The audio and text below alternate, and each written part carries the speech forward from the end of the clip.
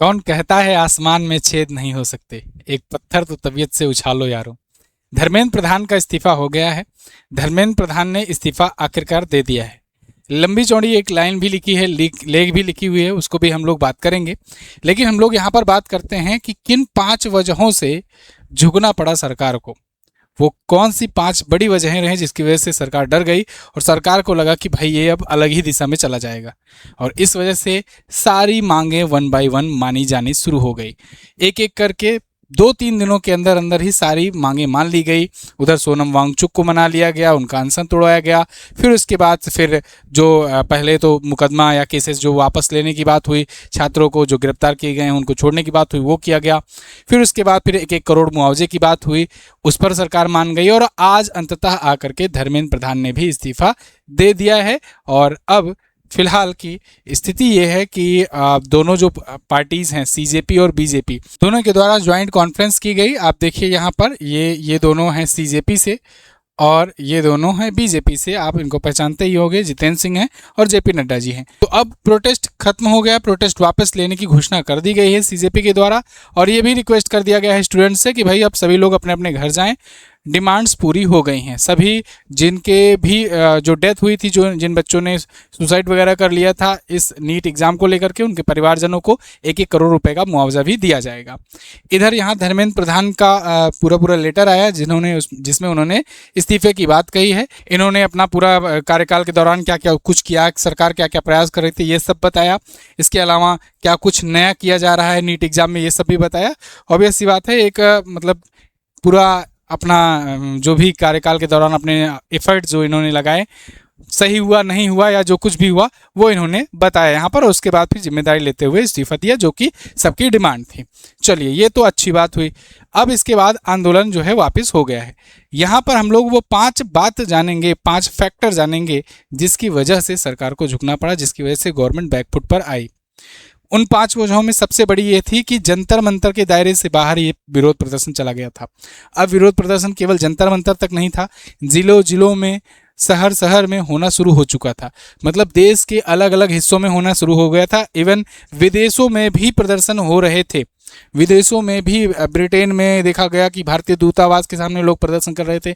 ऐसे तमाम दुनिया के जगहों पर प्रदर्शन शुरू हो गए थे। मतलब जहाँ जहाँ भी भारतीय रह रहे हैं वो सब धर्मेंद्र प्रधान का इस्तीफा मांगना शुरू कर दिए थे। और ये शुरुआत ही हुई थी, आगे और बहुत बड़ा हो जाता। दूसरा फैक्टर कि मोदी सरकार पर 3 फ्रंट से एक तरफा दबाव पड़ रहा था। एक तो सीजेपी के द्वारा जो जेनजीज का प्रोटेस्ट किया जा रहा था उनके, दूसरा जो दबाव पड़ रहा था वो सभी विपक्ष पार्टियां एक हो गई थी इस मामले पर और सब मिलकर के सरकार को घेरने पर लगी थी।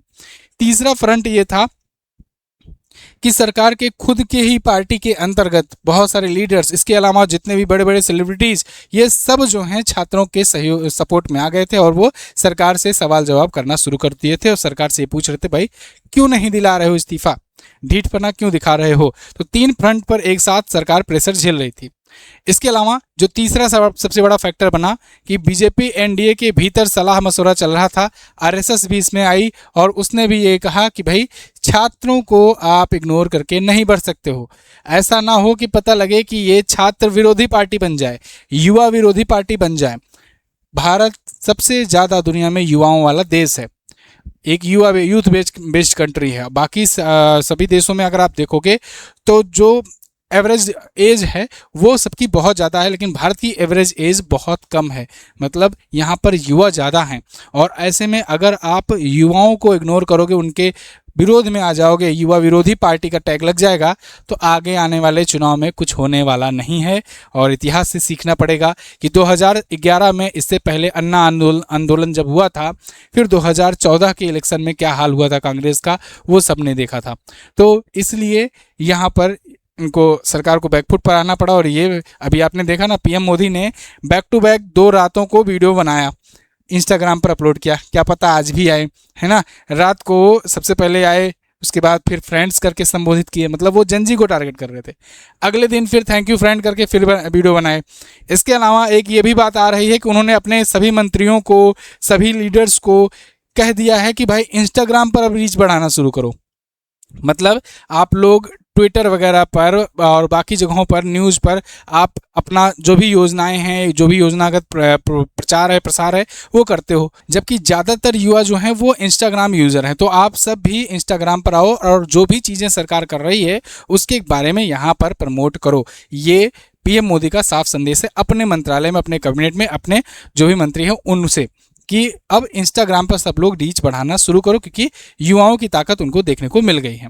इसके बाद चौथा जो फैक्टर बना कि सरकार एंटी यूथ की छवि बनने का खतरा, ये मैंने आपको बताया ही कि एंटी यूथ अगर छवि बन जाएगी एक बार तो भाई अगला चुनाव तो समझो गया हाथ से, क्योंकि आने वाले दिनों में कई राज्यों में चुनाव हैं, जैसे यूपी में है, पंजाब में है और भी राज्य वाले चुनाव हैं। इसके अलावा देश का चुनाव है 2029 में। तो मतलब आने वाले चुनाव में इसका नतीजा साफ साफ देखने को मिल जाता। मतलब आप समझो कि योगी आदित्यनाथ जो इतना बड़ी छवि वाले नेता हैं, जो बीजेपी के एकदम समझ लो कि टॉप ब्रांड के नेता हैं, वो भी अपना चुनाव गंवा सकते थे, ऐसी स्थिति आ जाती। तो अगर वो हार जाते तो मतलब कि बाकी वाले तो फिर क्या ही हाल होता उनका। तो इसलिए आगामी चुनाव को देखते हुए भी यहाँ पर सरकार को झुकना पड़ा और बैकफुट पर आना पड़ा। इससे पहले गवर्नमेंट ने ये कहा कि हम फास्ट ट्रैक कोर्ट बनाएंगे, इसको मामले को फास्ट ट्रैक में ले जाएंगे, लेकिन फास्ट ट्रैक जो है ये एक सगुफा टाइप का था, इससे कोई फायदा नहीं होने वाला है। मतलब आप समझो फास्ट ट्रैक कोर्ट में ये बात चला तो जाएगा, ठीक है, 3 महीने में सजा की भी घोषणा हो जाएगी, सही है ये, लेकिन इससे धोखा ये हो जाता है कि फास्ट ट्रैक कोर्ट से जो नियम आते हैं ना, जो भी मतलब उसका डिसीजन आता है ना, जो आरोपी सिद्ध होता है वो जा करके हाई कोर्ट में अपील कर देता है। अब फिर वही बात, हाई कोर्ट में फास्ट ट्रैक है नहीं, फिर हाई कोर्ट में चलता है सालों साल मुकदमा, हाई कोर्ट से भी राहत नहीं मिली तो वो सुप्रीम कोर्ट चला जाएगा। तो मतलब फास्ट ट्रैक कोर्ट लाओ अगर तो ठीक है, तो ऐसा ऑप्शन भी दो कि इसका कोई और अपील ना कर सके और हाई लेवल पर, तो ये होगा नहीं भारतीय कानून में, है ना। तो इसलिए फास्ट ट्रैक कोर्ट भी जो था ये एक प्रकार का बस एक प्रकार से कह सकते हैं ना कि बैंडेज टाइप का लाने के लिए उस टाइम पर कहा गया था कि चलो इससे थोड़ा सा जैसे एक सुनने में अच्छा लगे कि हाँ कुछ एक्शन लिया गया, बाकी इसका कोई फ़ायदा नहीं है। आपने अभी देखा कि अभी बिहार में क्या हुआ कि पिछली बार 2024 वाला जो नीट का पेपर हुआ था, 2024 में जो नीट का पेपर लीक हुआ था, तो उसमें सीबीआई ने अरेस्ट किया था एक कोई संदीप मुखिया करके शायद नाम था, मुझे एग्जैक्टली नाम नहीं याद आ रहा है, संदीप मुखिया करके नाम था, वो पकड़ा था। सबसे मेन अक्यूज उसे बनाया गया, सबसे मेन आरोपी वो, उसके खिलाफ CBI central bureau of investigation एक भी सबूत नहीं जुटा पाई और उस संदीप मुखिया को छोड़ दिया गया। मतलब अब क्या किया जाएगा कि उनको जो टाइम लिमिट दी गई थी उस टाइम लिमिट में सीबीआई कोई सबूत ही नहीं पेश कर पाई, चार्जशीट नहीं दाखिल कर पाई और इस वजह से अब वो आज़ाद। अब यही चीज़ यहाँ फास्ट ट्रैक कोर्ट के बाद भी हो सकता है ना। आपने देखा था निर्भया केस में भी फास्ट ट्रैक कोर्ट में उसमें आया था, रिजल्ट आया था फास्ट ट्रैक कोर्ट से, चलो ठीक है फांसी दी जाएगी, लेकिन फांसी कितने सालों बाद दी गई, है ना। तो इसलिए फास्ट ट्रैक कोर्ट जो था ये कोई मतलब ऐसा नहीं था कि एक रामबाण इलाज है। हाँ, रामबाण इलाज तब कर सकते हो जब कल कोई बड़ा कानून इसको लेकर के ले आओ, जिसको लेकर के सरकार ये मतलब दे रही है हिंट कि हम लोग एक बड़ा बिल लाने जा रहे हैं, और उम्मीद है कि कल की उसमें संसद की जो बैठक होगी सोमवार को, कल या परसों में, तो उसमें ये देखने को मिलेगा कि उस बैठक में कोई बड़ा बिल लाया जाएगा, बड़े संशोधन, कड़े कानून करने के प्रावधान किए जाएंगे। तो अब उसमें देखना होगा कि क्या कड़े प्रावधान आते हैं और फिर क्या कुछ होता है स्टूडेंट के लिए। खैर अभी के लिए खुश होने वाली बात यह है कि जो डिमांड थी स्टूडेंट्स की वो मान ली गई है। अब स्टूडेंट्स अपने अपने घर जाएंगे, पढ़ाई लिखाई करेंगे। जो सरकार का रुख था, सरकार का घमंड था कि 12 सालों से हमने कोई इस्तीफा हमारे मंत्रालय में नहीं हुआ है, और यहाँ पर राजनाथ सिंह जी ने एक बार कहा भी था कि ये सरकार इस्तीफे देने के लिए नहीं जानी जाती है, यहाँ पर इस्तीफे नहीं होते हैं मंत्रियों के। तो वो हो गया है, 12 साल बाद किसी एक मंत्री का इस्तीफा यहाँ पर देखने को मिला है, वो भी प्रेशर के कारण। खैर इस वीडियो के बारे में आप क्या सोचते हैं आप कमेंट करके जरूर बताइए। जाते जाते एक जरूरी बात, ब्रह्मास्त्र करंट अफेयर की अपनी बुक है, इसको आप ले सकते हैं।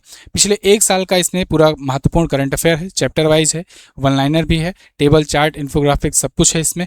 इसके अलावा इसमें मतलब टारगेट वाइज आप करके पढ़ सकते हो, 20 से 25 दिनों में आप अच्छे से कवर कर सकते हो पूरा करंट अफेयर। साल भर का, पिछले 1 साल का करंट अफेयर तैयार किए बिना किसी भी एग्जाम में बैठोगे तो वो सही नहीं होगा आपके लिए, ठीक है, वो तो ज़रूरत पड़ती है। तो इसलिए आप इसे बुक को ऑर्डर कर सकते हो, मेरे द्वारा इसे पूरा कंपाइल किया गया है। तो आप इस बुक को नीचे लिंक जो डिस्क्रिप्शन में दिया गया है, पिन कमेंट में दिया गया है, वहाँ से जाकर परचेज कर सकते हो।